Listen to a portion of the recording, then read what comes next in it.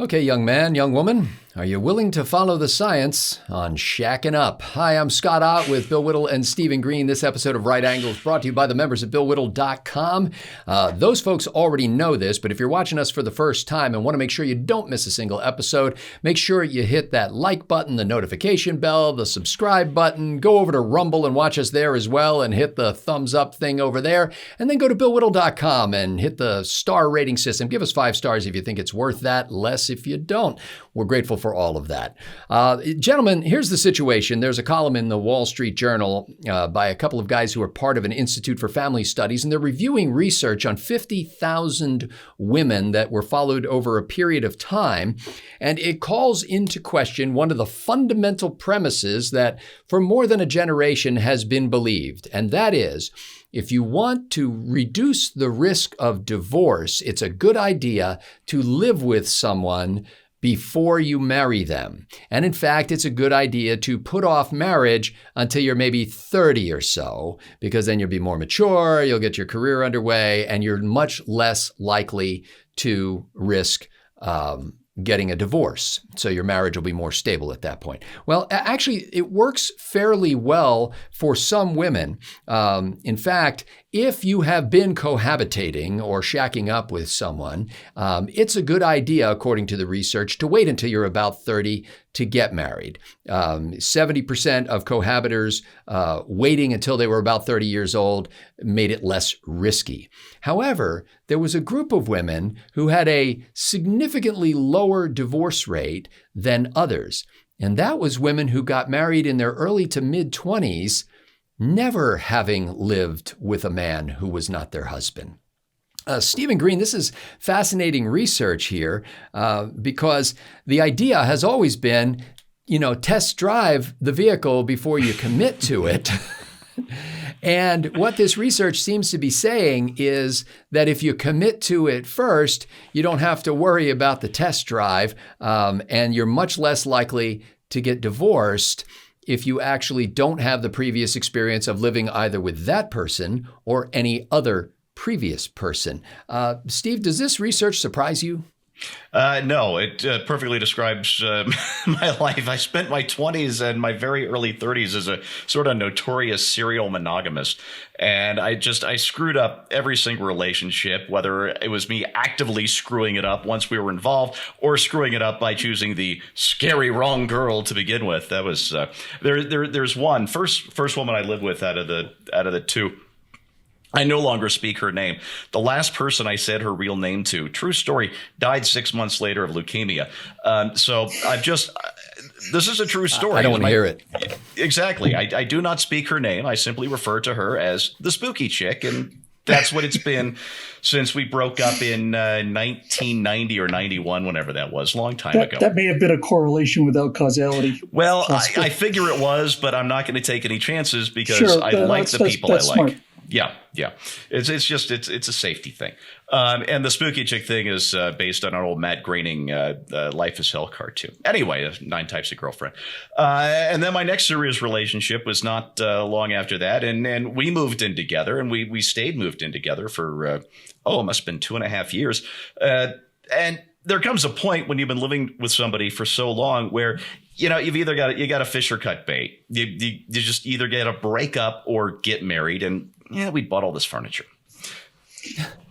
So we got married, and about 5 months into the marriage, and keep in mind, we ran off to Vegas, got married with some friends, came back home, and it was really as though nothing had changed except now she was wearing a ring.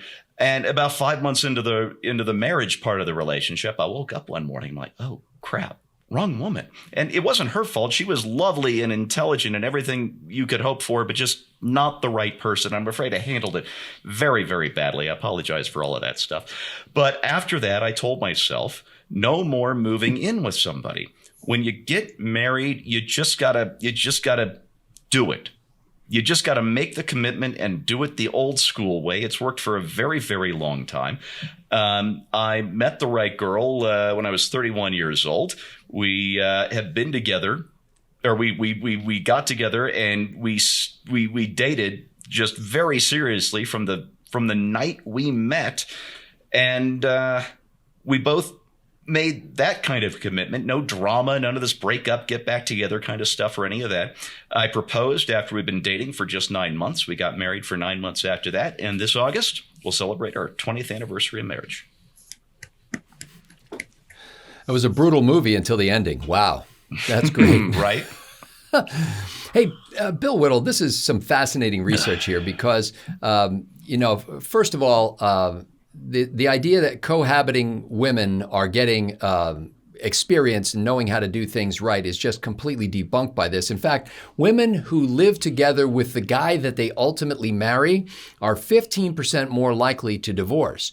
Women who live with a different guy before then getting married to another guy are twice as likely to get divorced as those first women. And so it gets even worse as time goes on. You could make some excuses for this and say, well, of course, if you don't live with somebody, you don't have that long history of live-in exes. You're not unfavorably comparing somebody to somebody you used to live with. But one of the things that the researchers pointed out was that living together with somebody and then breaking off that relationship actually builds an expectation and gives you experience at breaking up, which is not good experience if you want to stay together going forward once you get married. What do you think of this? Well, I think part of the problem, I guess for the description, I'm just going to go with Ralphie from Sopranos. A lot of these women are hooas. This is not mentioned in the research. She was a hua, Tony. When you told us about this on the Backstage show, made available to our members, I thought about this and it seemed to make sense. So it actually got me thinking as Steve in terms of my own personal experience. And then I realized, I guess for me, it depends on what the definition of like cohabitation is. Because looking back on my life, if you define cohabitation as being in the same location or the same house with somebody for 8 hours or less, then I figure I probably cohabitated with 4,000. I would say something along that line. But if you're talking about moving in with somebody, then turns out, yeah, I'm a data point that backs this up. The only person I ever lived with was the person I married, and I don't think that's a coincidence. Here's what I think the actual dynamic is, all kidding aside.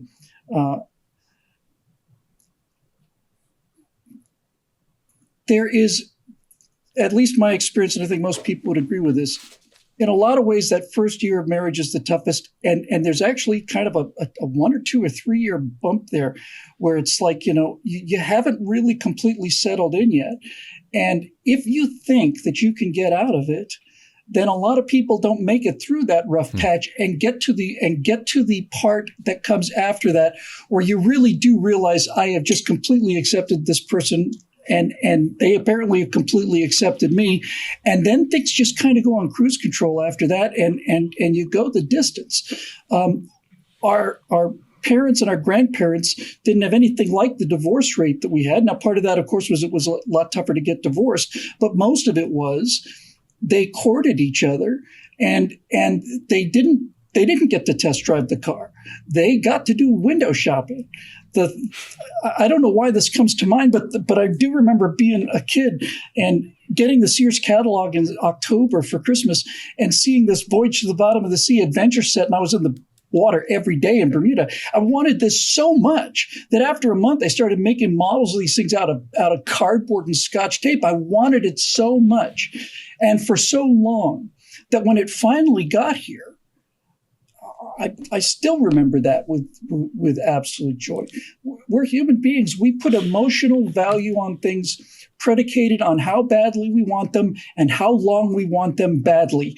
And when you eliminate that, you break that tie so that any bad day, bad week, bad month, that's it, I'm bailing out. But if you don't have that experience and you say to yourself, this is what I want, and this is what I've always wanted, then you have a bad day, bad week, bad month, and it's like, okay, this is still better. My worst day married is better than my best day single. Bingo. Well, ladies and gentlemen, this story and this data brought up all kinds of interesting memories for me. I had a friend who used to talk to young people and try to convince them that saving themselves for marriage, as it used to be called quaintly, meaning not engaging in premarital sex, meant that from the time you got married for the rest of your life, you would have the best sex you've ever had. And that's because when you're in bed with your wife, you are not thinking about anybody else. There's no basis for comparison. You're not thinking, oh, I could have had this other person, or it was better back then. That you have this experience with this person, and it is precious, and it will be the best ever, because that's it. And that seemed like a kind of sarcastic, funny remark, but I think there's some wisdom in that.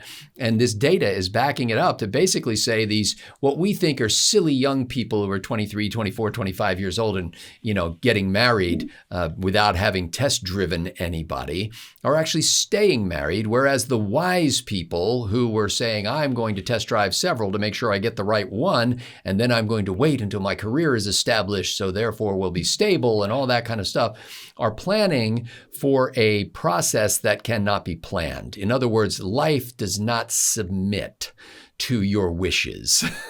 And just because you think you've got a plan, it's kind of like a battle plan. All battle plans go out the window as soon as first contact is made with the enemy. Now, I'm not saying your spouse is your enemy, but in this case, it may be apropos because of these high divorce rates. There was a couple that was quoted in this story, and it was a woman who had not cohabitated with anybody, neither had her husband, and they got married relatively young.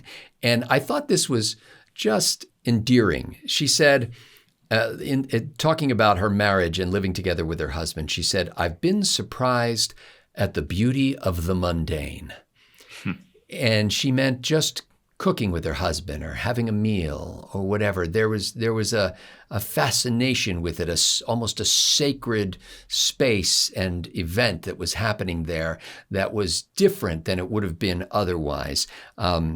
Years ago, when I was a pastor of a small church, I'd have occasional teenagers talking to me about this idea that they were going to move in with somebody and they were going to live with them, or even adults who were saying, I want to make sure that this is the right one, so we're going to test drive this and we're going to live together for a while. And I would tell them, you don't understand this now, and maybe it isn't true for you, sir, but for her, the day you get married changes everything. It is not the same. You think it's just, okay, we're living together and now we're living together with a document and a ring. Not in her mind, it isn't. In her mind, there is now the essential ingredient that she was lacking before, and that is commitment and devotion and a promise to stick with it no matter what. And that changes the entire complexion of the emotional relationship and the psychological makeup of your wife in this case. I know, based on our audience, that anybody watching this who's looking forward to marriage, maybe a widow or a widower or somebody who's on a second or third marriage. But I hope you draw some encouragement from the fact that there are young people who are figuring this out and who are saying, you know what? The way of the world is not necessarily my way. And I just want to salute these young rebels who have decided to do it their way by getting married first and then moving in together. For Bill Whittle and Stephen Green, I'm Scott Ott. Thanks to the members at BillWhittle.com for making Right Angle possible.